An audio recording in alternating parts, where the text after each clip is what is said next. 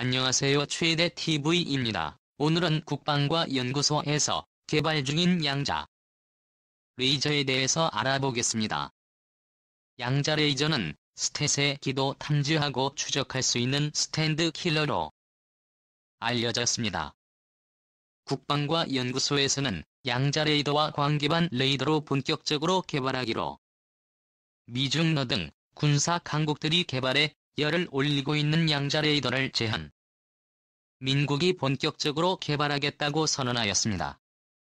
국방과 영어로는 첨단 국방 연구 개발 역정비를 기반으로 신개념 무기체계에 소리를 선동하는 창의적이고 도전적인 미래 지향 기술 개발 사업을 적극적으로 추진한다는 계획입니다.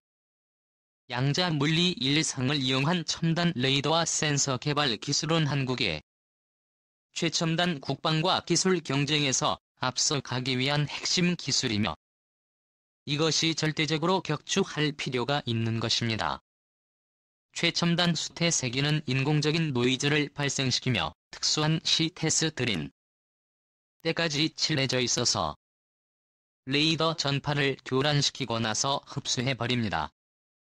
하지만 양자 레이더를 개발하게 되면 비행 중의 스텔스기와 미사일의 위치를 정확하게 찾을 수 있게 됩니다. 양자 레이더의 기본은 양자 얽힘이며 이것을 이용해 센서 및 탐색을 정밀도로 크게 향상시킬 수 있습니다. 양자 기반 네트워크에서 기본적으로 해킹을 하기 힘들게 만들 수 있으며 기존의 소프트웨어로도 틀기 어려운 수준의 문제를 양자 컴퓨터는 순식간에 해결하는 등 양자역학은 무한한 기술적 진보를 가능하게 해주는 기술입니다.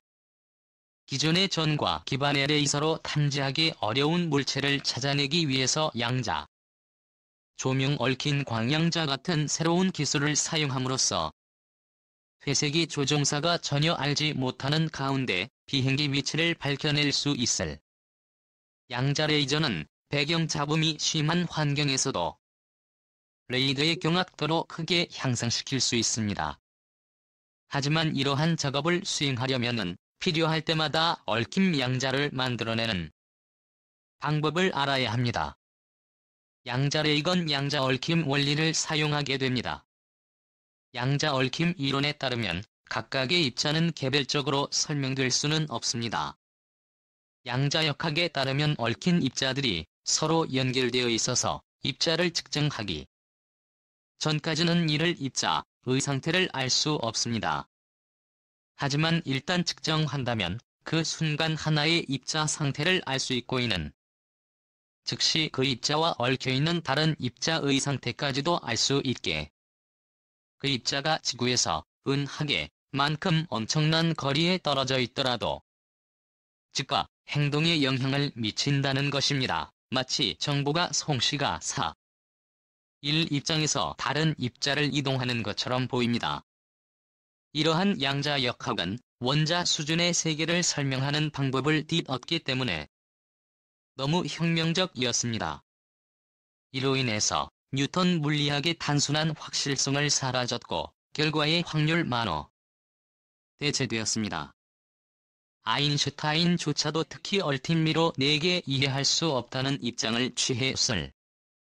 그는 특히 두 개의 입자가 얽힘이라는 개념으로 밀접하게 연결되어 있다는 생각에 대해서 짜증을 냈을 정도였습니다. 그에게 얽힘 연결을 유령처럼 보이게 만드는 것은 불확실성이었습니다. 양자역학 이론에 따르면 아원자의 입자는 그것이 측정될 때까지 여기에도 저기에도 존재하지 않습니다. 그것은 두 군데 모두 존재합니다. 일부와 원자의 상호작용은 서로 다른 자형으로 날아가는 새로운 쌍의 입가를 발생시킵니다. 2015년이 되어서야 과학자들은 그간의 모든 허점을 제거하고 양자의 시스템을 조작할 수 있다는 것을 보여줄 수 있었습니다. 양자 레이더는 양자 역사를 기반으로 정보를 저장 검색, 전송 처리하는 양자 정보 기술을 레이더 탐지 영역에 적용해서 종합적인 능력을 개선한 것입니다. 이를 통해서 스텔스기와 같이 전자 기반의 레이더로 탐지하기 어려운 물체도 원거리에서 탐지가 가능합니다. 성층권에서 기상청수와 우주를 포함해서 그 위에 있는 물체에서 추적이. 중국은 이러한 양자 레이더를 주었대 양자 컴퓨터, 양자 통신 등 양자 부기 기술 분야를 선도하고 있습니다. 중국의 한 군사 기술업체는 2016년 100km 밖에 떨어져 있는 스텔스 전투기를 탐지하지는 양자리 더 장비를 개발했다고 발표 전 세계 물리학계를 깜짝 놀라게 했습니다. 중국 정부 산하 군사 기술 업체인 중국전자과학이 집단공사는 개발 중인 양자 레이더가 100km 떨어져 있는 스텔스의 목표물을 탐지 하는데 성공했다는 발표를 하였습니다. 중국 양자의 이더에 적용된 물리학 이론은 천재 물리학자인 아인슈타인을 닥해해 선 양자 얽힘을 이용하였습니다. 이 일화에 따르면 과거에 상호작용해 뜨니까는 멀리 떨어진 후에도 특별한 관계를 유지합니다. 이를 활용해서 양가적으로 얽힌 광자 여러 상을 만들어낸 뒤에서 쌍둥이 광자 하나를 공기 종로수와 이를 다시 수집하면 목표물의 위치, 형태의 습도, 온도 등에 대한 정보를 알아낼 수 있다는 것입니다. 하지만 얽힌 광자들을 쏘고 다시 수집하는 과정에서 어긋남 현상이 발생하며 양자끼리의 관계가 풀어져 목표물에 대한 정보를 얻을 수 없다는 게 물리학의 이치에 난되었습니다. 하지만 중국의 중국과 기집단공사는 단광자 검출기를 활용해서 양자 얽힘의 손실 없이 광자로부터 목표물에 대한 정보를 수집할 방법을 발견하였다는 것입니다.